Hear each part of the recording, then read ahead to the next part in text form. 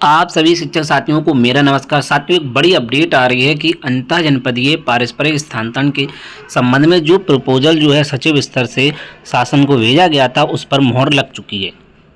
जी हाँ साथियों, उस पर मोहर लग चुकी है और इसका आदेश भी जारी कर दिया गया है। शीघ्र ही जो है सचिव उत्तर प्रदेश वेश्या परिषद द्वारा प्रयागराज के द्वारा समय सारणी इसकी जारी कर दी जाएगी और जो है शीतकालीन अवकाश में यह प्रक्रिया जो है संपन्न होने की पूरी उम्मीद है और यह प्रक्रिया जो है संपन्न हो जाएगी, क्योंकि इसका जो है आदेश जो है प्रमुख सचिव उत्तर प्रदेश शासन की ओर से जारी कर दिया गया है।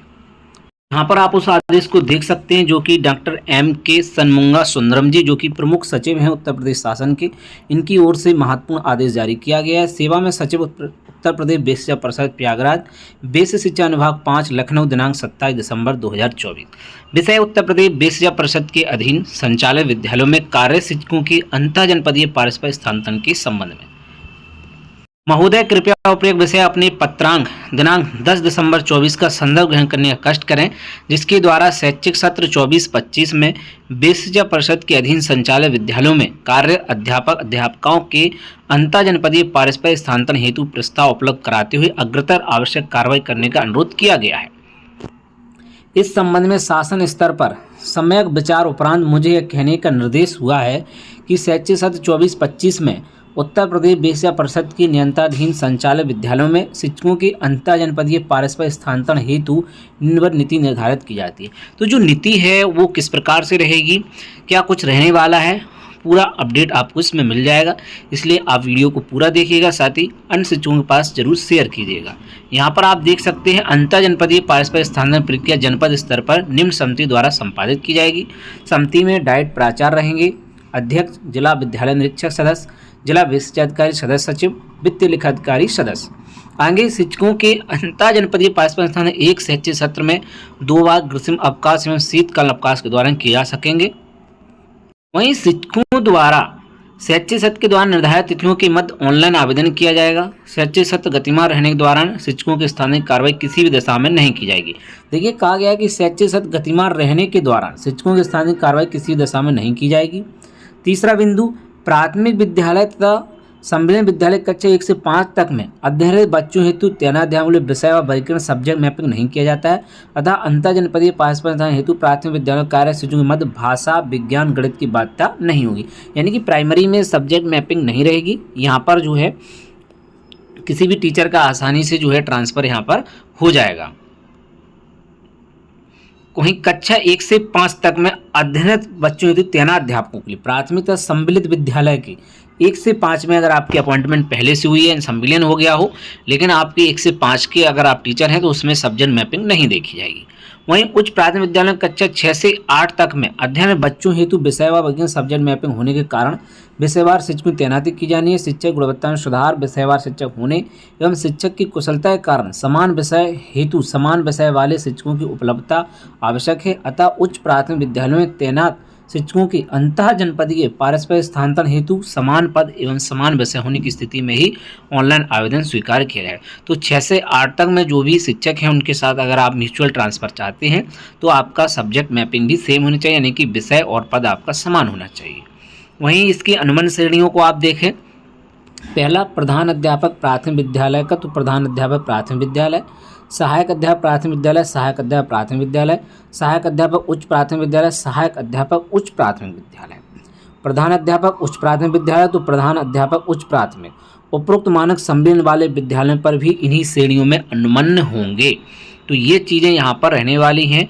का, खा, गा, घा, ये जो है 4 श्रेणियाँ यहाँ पर बनाई गई हैं, जो प्राइमरी के लिए भी हैं, जूनियर में भी इसी टाइप से हैं और संविलियन में भी इसी टाइप से होंगी, primary to primary, junior to junior. इसके बाद 6वां बिंदु, पारस्परिक स्थानांतरण ग्रामीण सेवा संवर्ग से ग्रामीण सेवा संवर्ग अध्यापकों तथा नगर सेवा संवर्ग से नगर सेवा संवर्ग अध्यापकों के मध्य अनुमन्य होंगे।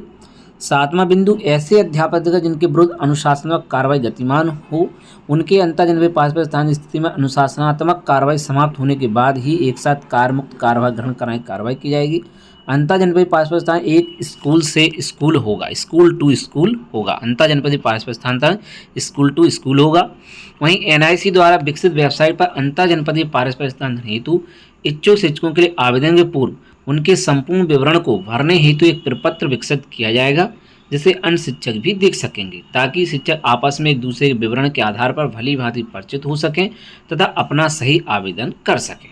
इसके बाद 10वां बिंदु, अंतर जनपदीय पारस्परिक स्थानांतरण हेतु इच्छुक शिक्षकों द्वारा आपसी विचार विमर्श से हुई सहमति के फलस्वरूप दोनों शिक्षकों के आवेदन पत्र संबंधी अपाता के संबंध में संबंधित विकास खंड के खंड शिक्षा अधिकारी द्वारा सत्यापन के उपरांत आख्या जिला शिक्षा अधिकारी विकसित करेंगे।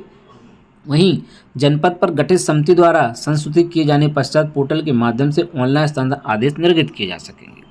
11वां, एक बार स्थानांतरण हो जाने उपरांत किसी भी शिक्षक को अपना आवेदन वापस लेने की अनुमति नहीं दी जाएगी। देखिए यहाँ पर स्पष्ट देख लें, एक बार स्थानांतरण हो जाने के उपरांत किसी भी शिक्षक को अपना आवेदन वापस लेने की अनुमति नहीं दी जाएगी। अगर आपका ट्रांसफ़र हो गया है फिर आप जो है मना नहीं कर सकते। जी हाँ, तो ओटीपी का जो शेयरिंग वाली प्रॉब्लम है उसको आप सोच समझ कर के ओटीपी शेयर करें, क्योंकि एक बार ओटीपी शेयर हुआ तो आपका ट्रांसफ़र हो गया, फिर आप जो है अपना आवेदन वापस लेने की अनुमति आपको नहीं दी जाएगी। इसलिए सोच समझकर ओटीपी शेयर करें। स्कूल जब भी आप ट्रांसफ़र लेना चाह रहे हो उनका स्कूल देख लें, समझ लें, अपनी कंडीशन समझ लें, पारिवारिक कंडीशन समझ लें, भौतिक कंडीशन समझ लें। सब कुछ समझने के बाद ही जो है आप ओटीपी शेयर करें, क्योंकि उसके बाद आपको वापस लेने की अनुमति नहीं दी जाएगी। 12वां बिंदु, अंतर जनपदीय पारस्परिक स्थानांतरण फलस्वरूप स्थानांतरित शिक्षकों को समान अवधि में एक दूसरे कार्यस्थल पर कार्यमुक्ति तैनाती आदेश जारी करने की कार्रवाई संबंधित खंड शिक्षा द्वारा अनिवार्य रूप से की जाएगी। अंतर जनपदीय पारस्परिक स्थानांतरण हेतु दोनों शिक्षकों की आपसी सहमति का शपथ पर अनिवार्य रूप से संबंधित जिला विशिष्ट अधिकारी कार्यालय में पोर्टल पर ऑनलाइन आवेदन तिथि से 7 दिनों के अंदर प्रस्तुत किया जाना होगा। शपथ पत्र में साफ का उल्लेख किया जाएगा कि संबंधित शिक्षक के विरुद्ध कोई विभागीय जांच कार्रवाई गतिमान नहीं है तथा वेतन का नियमित रूप से भुगतान किया जा रहा है, अनिवार्य रूप से प्रस्तुत करना होगा। वहीं 14वां, आवेदन पत्र में शिक्षक द्वारा भरी गई प्रविष्टियों में की गई त्रुटि के लिए भी स्वयं उत्तरदायी होंगे तथा अंतिम रूप से सबमिट किए गए आवेदन पत्र में किसी प्रकार का संशोधन परिवर्तन अनुमन नहीं होगा। अंतर जनपदीय पारस्परिक स्थानांतरण अंतर्गत ऑनलाइन प्रक्रिया के माध्यम से स्थानांतरित शिक्षकों को परस्पर उनके विद्यालय में पदस्थापित किया जाएगा। ठीक है, कि स्थानांतरण के बाद अंतर्गत ऑनलाइन प्रक्रिया के माध्यम से स्थानांतरित शिक्षकों को परस्पर उनके विद्यालय में पदस्थापित किया जाएगा। अंतर जनपदीय पारस्परिक स्थानांतरण फलस्वरूप स्थानांतरण होने वाले शिक्षकों को प्रति दशा आदेश निर्गत होने के 7 कार्य दिवस के अंदर विद्यालय अनिवार्य रूप से कार्रवाई ग्रहण करना होगा। वहीं शिक्षकों द्वारा ऑनलाइन आवेदन एनआईसी द्वारा विकसित पोर्टल पर अंतर जनपदीय पारस्परिक स्थानांतरण मॉड्यूल के अंतर्गत ही स्वीकार किए जाएंगे। मैनुअल आवेदन पर रजिस्टर, स्पीड पोस्ट, कुरियर, दस्ती आदि स्वीकार नहीं किए जाएंगे। 18वां बिंदु, अंतर जनपदीय पारस्परिक स्थानांतरण प्रक्रिया के अंतर्गत ऑनलाइन प्रक्रिया के माध्यम से स्थानांतरित शिक्षकों के परस्पर उनके विद्यालय में पदस्थापित किया जाएगा। 19वां, अंतर जनपदीय पारस्परिक स्थानांतरण कार्रवाई चरणवार इस प्रकार रहेगी। जिला विशिष्ट अधिकारी द्वारा मानव संदर्भ पोर्टल शिक्षकों के विवरण यथा पदनाम, जन्म तिथि, मोबाइल नंबर, नियुक्ति तिथि आदि विवरण को संशोधन किया जाएगा। निर्धारित तिथियों के मध्य पारस्परिक स्थानांतरण हेतु ऑनलाइन रजिस्ट्रेशन तिथि निर्धारित तिथियों के मध्य शिक्षकों द्वारा किए गए ऑनलाइन आवेदन पत्र का प्रिंट आउट संबंधित जिला विशिष्ट अधिकारी कार्यालय में जमा किया जाना। ऑनलाइन आवेदन तिथि से 15 दिवस के अंदर आवेदन की पात्रता के संबंध में जिला विशिष्ट अधिकारी द्वारा संबंधित विकास खंड के खंड शिक्षा अधिकारी को सत्यापन हेतु आवेदन पत्र उपलब्ध कराए जाने की अवधि 15 कार्य दिवस के अंदर जिला विशिष्ट अधिकारी द्वारा सत्यापन कराए जाने के उपरांत जिला स्तरीय समिति बैठक की जाने की कार्रवाई 1 माह के अंदर। शिक्षकों द्वारा अंतर जनपदीय पारस्परिक स्थानांतरण संबंधी किसी भी प्रकार की आपत्ति जिला स्तरीय समिति समक्ष प्रस्तुत किया जाना 15 कार्य दिवस में और स्थानांतरण आदेश निर्गत करना, कार्यमुक्त करना ग्रीष्म अवकाश और शीतकालीन अवकाश में। वहीं सत्यापन हेतु शिक्षकों द्वारा उपलब्ध कराए गए अभिलेखों के फर्जी कूट रचित पाए जाने पर संबंधित से विरुद्ध नियमानुसार विधिक कार्रवाई की जाएगी। अंतर जनपदीय पारस्परिक स्थानांतरण उपरांत संबंधित जिला विशिष्ट अधिकारी द्वारा कार्यमुक्त करने समय पृथक से आदेश निर्गत किए जाएंगे। वहीं प्रेरणा पोर्टल, मानव संदर्भ पोर्टल 7 दिवस के अंदर स्थानीय शिक्षकों के विवरण को अपडेट किया जाएगा। उपर्युक्त निर्धारित प्रक्रिया में किसी भी बात की स्थिति में महानिदेशक स्कूल शिक्षा निर्णय लेने के लिए सक्षम प्राधिकारी कॉम्पिटेंट अथॉरिटी होंगे। कृपया उपरोक्त अनुसार अग्रतर कार्रवाई अविलंब सुनिश्चित कराने का कष्ट करें। सनमुंगा सुंदरम जी, डेट 26/12/24। प्रमुख सचिव उत्तर प्रदेश शासन की ओर से आदेश जारी कर दिया गया है और अब शीघ्र ही इसकी समय सारणी जो है सचिव उत्तर प्रदेश वेश्या परिषद प्रयागराज की ओर से जारी कर दी जाएगी। तो ये इम्पोर्टेंट अपडेट थी और अंतर जनपदीय म्यूचुअल ट्रांसफ़र की नीति जो सचिव स्तर से प्रपोजल के लिए भेजी गई थी उस पर मोहर लगा दी गई है।